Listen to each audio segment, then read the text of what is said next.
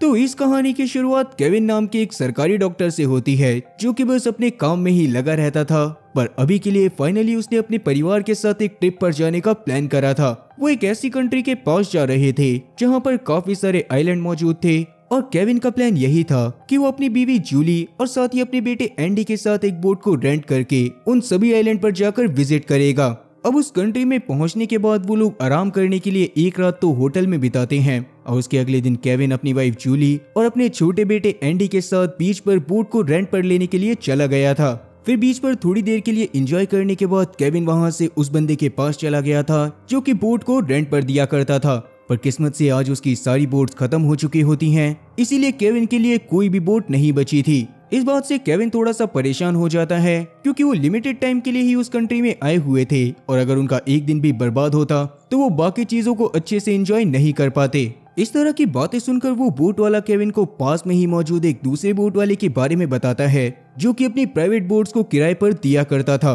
अब केविन के पास भी ये अच्छा मौका था, इसीलिए वो अपनी फैमिली के साथ जल्द ही उस बंदे के पास पहुंच जाता है। केविन ने उस बंदे से बात भी कर ली थी और वो बंदा केविन को बोट देने के लिए मान भी गया था। तब केविन उसको प्रूफ के तौर पर अपनी आईडी देने की कोशिश करता है, पर वो बंदा सच में काफी ज्यादा अच्छा था और उसने भरोसे पर ही केविन को अपनी बोट दे दी थी। आगे बोट को स्टार्ट करने के बाद केविन जूली और एंडी के साथ समुद्र के सफर पर निकल पड़ता है। वो आसपास की चीजों को देखकर काफी ज्यादा खुश हो रहे थे और उन्हें बहुत ज्यादा मजा भी आ रहा था।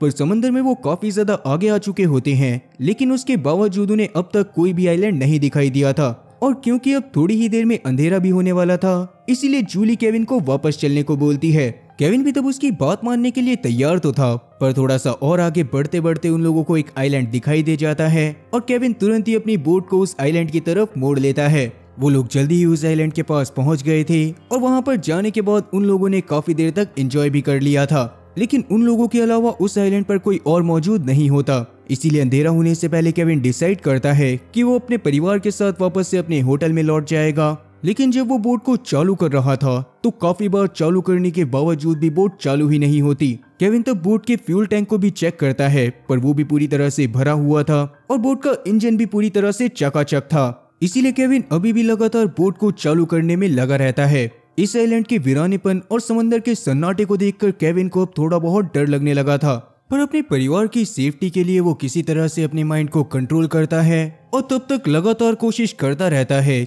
जब तक कि वो पूरी तरह से थककर चूर नहीं हो जाता। रात के समय तक खुद केविन भी हिम्मत हार चुका था और यहाँ पर अब सबसे बड़ी दिक्कत तो ये थी कि ना तो वो अपने फोन्स को लेकर आए थे और ना ही उस बोट वाले बंदे ने उनकी आईडी को लिया था, जिस कारण से अगर कोई चाहता तो भी उनको ढूंढने की कोशिश नहीं करी जा सकती थी। तब जूली उसको जैसे तैसे समझाती है और रात में वो लोग उसी बीच के किनारे पर रुक जाते हैं। पर जूली जब सुबह सुबह सोकर उठती है तो वो देखती है कि केविन उस समय पर भी बोट को स्टार्ट करने की कोशिश कर रहा था, लेकिन अभी भी लाख कोशिश करने के बावजूद भी वो बोट शुरू नहीं होती और केविन को एक बार वापस से थक हार कर जूली के साथ बीच पर बैठना पड़ता है। इस समय पर ना तो उनके पास खाने के लिए खाना था और ना ही पीने के लिए पानी। उनके सामने अगर कुछ था तो वो तो बस गहरा और वीरान समुंदर। पर किस्मत से उसी वक्त थोड़ी ही दूर पर एक बोट गुजरती है, जिसके बाद केविन तुरंत ही चिटक के खड़ा होता है और एंडी को अपने कंधे के ऊपर बिठाने के बाद वो बोट्स की तरफ अपने हैंड्स को वेव करते हुए जोर जोर से चिल्लाने लगता है। मगर यहाँ पर भी केविन का लक बिल्कुल काम नहीं करता। उन बोट वालों की नजर उसके ऊपर नहीं पड़ी थी और केविन के दिमाग में लगातार बस यही बात घूम रही थी कि वो इस आइलैंड से वापस से शहर में पहुंच भी पाएंगे या फिर नहीं। थोड़ी देर बाद उन तीनों की बॉडी ही पूरी तरह से डिहाइड्रेट हो जाती है और अभी तो उनके पास खाने के लिए भी कुछ भी नहीं था। इसी तरह से अब 2 दिन और बीत जाते हैं। पिछले 3 दिन से वो लोग पूरी तरह से भूखे थे और अब एंडी की तबीयत भी काफी ज्यादा खराब होनी चालू हो गई थी। जूली को भी यही लग रहा था कि वो लोग इसी तरह से यहाँ पर मारे जाएंगे और यही सोच सोच कर वो खुद भी काफी ज्यादा बीमार पड़ जाती है। पर उन दोनों की इस तरह की हालत को देखकर केविन किसी तरह से अपने मन में और ज्यादा हिम्मत जुटाता है और बिना बोट को स्टार्ट करे ही वो एंडी और जूली को बोट में बिठाकर एक चप्पू की मदद से बोट को चलाने लगता है। वो काफी देर तक लगातार चप्पू चलाए जा रहा था, पर थोड़ी देर बाद भूख प्यास से उसकी हालत भी खराब हो जाती है और बोट में ही बेहोश होकर वो जूली के बगल से गिर जाता है। थोड़े घंटों बाद जब उसकी आंख खुलती है तो वो लोग अब एक दूसरे ही आइलैंड पर पहुंच चुके थे, लेकिन वहां से बाहर जाने का भी कोई भी रास्ता नहीं था। तब एज अ डॉक्टर वो तुरंत ही अपनी फैमिली की कंडीशन को नोटिस करता है और अभी भी उन दोनों को बचाया जा सकता था। तभी किस्मत से केविन के सामने से एक और बोट गुजरती है और इस बार जब केविन उसकी तरफ इशारे करता है तो केविन के एक और बार वापस से बेहोश हो जाने के बाद भी वो बोट वाला केविन के पास आ जाता है। उस बोट के अंदर असल में 2 मछुआरे थे, जिनमें से एक ने केविन को पानी पीने को दिया था। केविन जैसे ही उस पानी को पीता है वैसे ही उसके अंदर थोड़ी सी जान आती है और वो खड़ा होकर तुरंत ही मछुआरे को अपनी पूरी कंडीशन के बारे में बताने लगता है। वो मछुआरा तब उसकी मदद करने के लिए तैयार तो था, पर क्योंकि अब उसे पता चल गया था कि केविन एक डॉक्टर है, तो केविन और उसकी फैमिली की मदद करने के बदले में केविन से $1 मिलियन की मांग करता है। केविन तब उस मछुआरे मिगेल को बार बार समझाने की कोशिश कर रहा था कि वो एक सरकारी डॉक्टर है और उसकी अब तक की सेविंग भी $40,000 से ज्यादा की नहीं है, पर उसके बावजूद भी मिगेल उसकी बात को बिल्कुल भी नहीं सुनता और उसको अपने दोस्तों और रिश्तेदारों से पैसे मांगने पर मजबूर करता है। तो मजबूरी में अपने परिवार की जान बचाने के लिए केविन को ये काम करने के लिए भी मानना पड़ता है। इसके तुरंत बाद ही मिगेल ने एक चप्पू की मदद से केविन के सर के ऊपर वार करके उसको बेहोश कर दिया था और फिर इसके बाद जब केविन की आंख खुलती है तो वो अपने आप को मिगेल की बोट में पाता है। मिगेल जानबूझकर केविन की फैमिली को अपने साथ लेकर नहीं आया था क्योंकि वो पहले केविन से किसी भी हालत में पैसे लेना चाहता था और अगर केविन अभी के लिए उसको पैसे नहीं देता तो मिगेल केविन को उस आइलैंड की लोकेशन के बारे में नहीं बताता जहाँ पर उसने एंडी और जूली को छोड़ दिया था। और क्योंकि यहाँ पर वैसे भी अनगिनत आइलैंड थे इसीलिए केविन तो कभी भी अकेले उस आइलैंड का पता लगा ही नहीं पाता। और यहाँ पर सबसे बड़ी दिक्कत ये भी थी कि केविन का परिवार भी पूरी तरह से भूखा था और अगर जल्दी ही उन तक मदद नहीं पहुंचाई जाती तो उसकी बीवी और बच्चा दोनों मारे जाते। इसीलिए ना चाहते हुए भी केविन को मिगेल की बात को सुनते रहना पड़ता है। और जैसे ही वो लोग पास के एक पोर्ट पर पहुंचते हैं वैसे ही केविन एक एक करके अपने रिश्तेदारों और अपने दोस्तों को कॉल करना चालू कर देता है। उसने अब तक पैसे मांग मांग कर अपने पास $2 लाख जमा कर लिए थे और आगे इससे ज्यादा पैसे उसके पास नहीं हो सकते थे। तो मिगेल उसको उसके परिवार की लोकेशन के बारे में बताने के लिए तैयार हो गया था, पर उससे पहले वो किसी और बैंक अकाउंट में केविन से वो सारे पैसे ट्रांसफर करने को बोलता है। केविन ने तब जल्दीबाजी में बैंक में जाकर ये काम भी करवा दिया था और बाद में अब मिगेल भी उसको अपने साथ उस आइलैंड पर लेकर जाने के लिए तैयार होता है जहाँ पर उसने जूली और एंडी को छोड़ दिया था। पर आइलैंड पर जाने के लिए मिगेल केविन को अपने साथ एक बोट पर लेकर जाता है और उस बोट के केबिन के अंदर केविन को बंद कर देता है। जिसके बाद मिगेल तो अपनी एक दूसरी बोट पर चला गया था और केविन से उसके पीछे आने को बोल रहा था ताकि बाद में चलकर केविन कोई होशियारी ना कर सके। केविन भी तब अपनी बोट को उसकी बोट के पीछे पीछे लगा देता है और बाद में जब वो लोग समंदर के बीचों बीच पहुंच जाते हैं तो अचानक से मिगेल अपनी बोट को रोक देता है। केविन ने भी तब अपनी बोट को रोक दिया था और उसे लग रहा था कि शायद मिगेल उसके बोट के केबिन को खोलने के लिए आएगा, पर मिगेल ने तो उल्टा केविन के साथ ही होशियारी करी थी और वो अपने पास पड़े हार्पून की मदद से केविन की बोट पर छेद करने लगता है। तो मिगेल का साथी जॉर्ज उसको ऐसा करने से रोक रहा था क्योंकि वो जानता था कि केविन के साथ वो लोग कितना ज्यादा गलत कर रहे हैं और उन्हें शायद उसके और उसके परिवार की मदद कर देनी चाहिए। इवन अभी केविन भी चिल्लाता रह जाता है कि उसे अपने परिवार को बचाना है, पर मिगेल को तो जरा सी भी दया नहीं आती और ना तो वो जॉर्ज की सुनता है और ना ही केविन की। वो अब केविन की बोट में काफी बड़ा छेद कर चुका था और केविन की बोट धीरे धीरे समंदर में समाना चालू हो गई थी। थोड़ी देर बाद केविन की पूरी बोट समंदर के नीचे डूब गई थी और मिगेल को अब इस बात पर भरोसा हो गया था कि केविन मर गया होगा।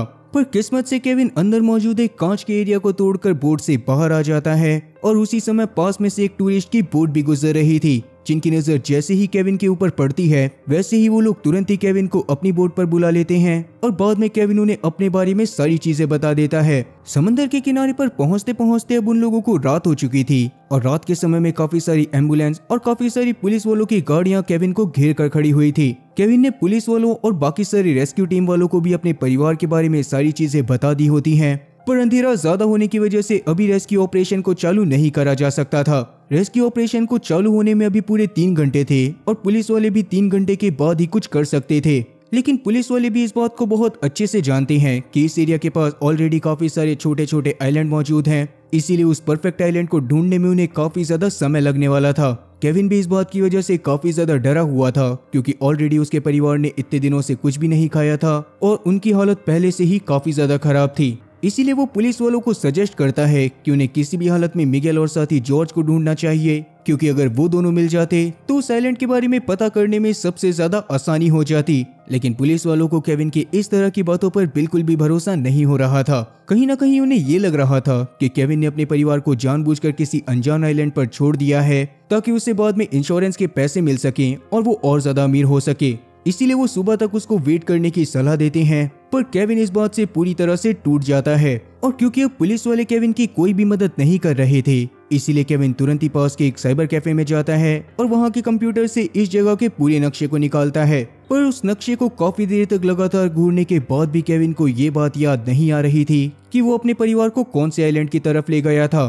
केविन अपने आप को अभी काफी ज्यादा मजबूर फील कर रहा था। वो एक बार वापस से हिम्मत करके कांस्टेबल हैगन के पास जाता है और उन्हें समझाने की कोशिश करने लगता है कि मिगेल और जॉर्ज असल में मछुआरे थे, तो पक्का ही अपनी फिशेस को बेचने के लिए फिश मार्केट में जरूर आएंगे। पर कांस्टेबल हैगन को उसकी बातों पर बिल्कुल भी भरोसा नहीं होता, और क्योंकि उसे तो पहले से लग रहा था कि ये फिशरमैन वाली कहानी झूठी है, इसीलिए वो केविन को फटकारते हुए वहाँ से भगा देता है। पर अभी भी केविन हिम्मत को नहीं हारता और अपने परिवार के बारे में सोचते हुए अकेले ही फिश मार्केट की तरफ निकल जाता है। पर काफी देर तक वहाँ पर लगातार ढूंढने के बावजूद भी ना तो उसके हाथ में मिगेल लगा था और ना ही जॉर्ज। इसीलिए केविन काफी ज्यादा टूट गया था, और क्योंकि उसके पास सुबह तक इंतजार करने के अलावा कोई भी रास्ता नहीं था, इसीलिए वो वापस से अपने होटल की तरफ जाने लगता है। लेकिन अभी वो जिस टैक्सी के अंदर बैठता है, उसके ड्राइवर के हाथ पर कुछ अजीब तरह के स्कार्स थे, और वैसे ही कुछ स्कार्स को केविन ने मिगेल के हाथ पर भी नोटिस करा था। इसीलिए केविन उस टैक्सी ड्राइवर से जानने की कोशिश करता है कि उन चोट का इलाज कहां पर हो सकता है। और केविन की किस्मत सच में काफी ज्यादा अच्छी थी,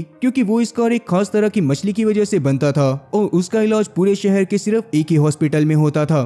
तब केविन तुरंत ही उस हॉस्पिटल के अंदर चला जाता है और वहां पर जाकर उस डॉक्टर से मिलता है जो कि उस मछली के द्वारा अटैक करने वाले लोगों का इलाज करा करती थी। वहां पर जाने के बाद केविन ने तुरंत ही उस डॉक्टर को अपने दुखड़े के बारे में सब कुछ बता दिया था कि किस तरह से उसके परिवार को एक फिशरमैन ने एक अनजान आइलैंड पर छोड़ दिया है, और अगर जल्दी ही उनकी मदद नहीं करी गई तो वो लोग भूख प्यास से मारे जाएंगे। ये बात सुनने के बाद तो वो डॉक्टर भी काफी ज्यादा इमोशनल हो गई थी, और क्योंकि उसका भी खुद का एक बहुत अच्छा परिवार था, इसीलिए वो केविन की बात को मानते हुए उसे हॉस्पिटल के सारे रिकॉर्ड दिखा देती है।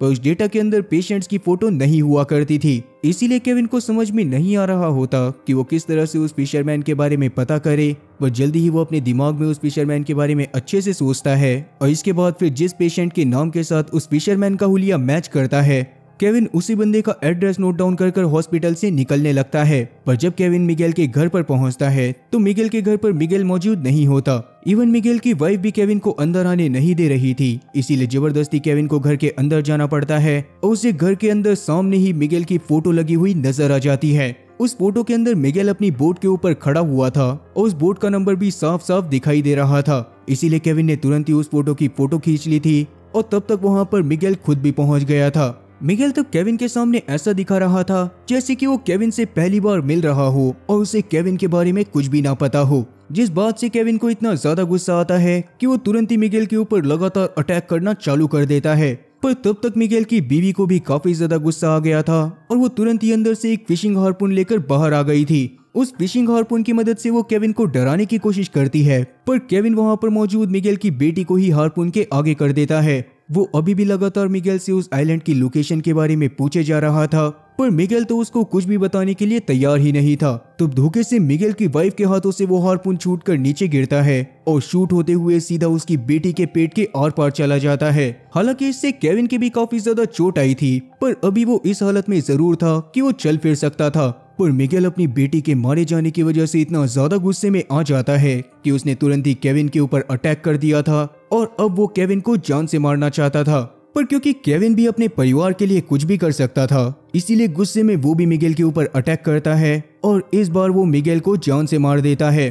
पर अब तक उसकी हालत भी काफी ज्यादा खराब हो चुकी थी, इसीलिए वो वहीं पर पड़े पड़े बेहोश हो गया था। और बाद में जब उसकी आंख खुलती है तो वो हॉस्पिटल के बेड पर हथकड़ियों से बंधा हुआ होता है। केविन की इस हरकत की वजह से कांस्टेबल हैगन को यही लग रहा था कि केविन ने जानबूझकर अपने परिवार वालों को मिगेल की मदद से किसी और आइलैंड पर छुड़वाया होगा, और ताकि बाद में पुलिस वालों के हाथ में मिगेल ना लग जाए, इसीलिए वो मिगेल को जान से मारने के लिए उसके घर पर गया था। केविन तब उन लोगों को सारी सच्चाई बताने की कोशिश करता है, पर कांस्टेबल हैगन तो उसकी कोई भी बात को सुनने के लिए तैयार ही नहीं था। इवन अब सबसे बड़ी बात तो ये थी कि केविन की इस हरकत की वजह से पुलिस वाले उसी को दोषी मान रहे थे और उसके ऊपर चार्जेस होने की वजह से उन्होंने किसी भी रेस्क्यू ऑपरेशन को करने से साफ इनकार कर दिया था। इस बात को सुनने के बाद केविन को काफी ज्यादा गुस्सा आ जाता है और वो तुरंत ही पास में खड़े एक पुलिस ऑफिसर की गन को छीनकर उसे पुलिस ऑफिसर के ऊपर ही तान देता है। तब उसने पुलिस ऑफिसर को गन पॉइंट पर लेकर अपनी हथकड़ियों को खुलवा लिया था और वो जैसे तैसे हॉस्पिटल से भागने में भी कामयाब हो गया था।